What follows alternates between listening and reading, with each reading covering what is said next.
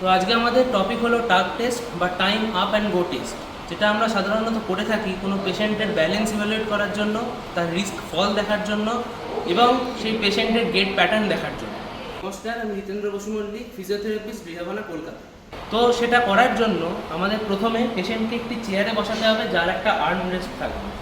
পেশেন্টকে কমান্ড করতে হবে গো, তারপর পেশেন্ট নর্মালি হেঁটে যাবে 10 ফিট বা 3 মিটার, একটা মার্ক থেকে ঘুরে এসে এই চেয়ারে আবার বসবে।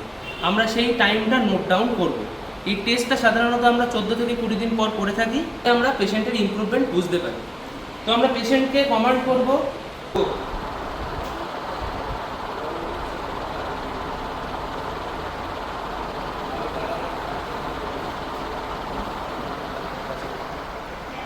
তো আমরা দেখতে পাচ্ছি যে উনি 9.20 সেকেন্ডে ওনার এই টাস্কটি কমপ্লিট করেছে, যেটা খুবই ভালো।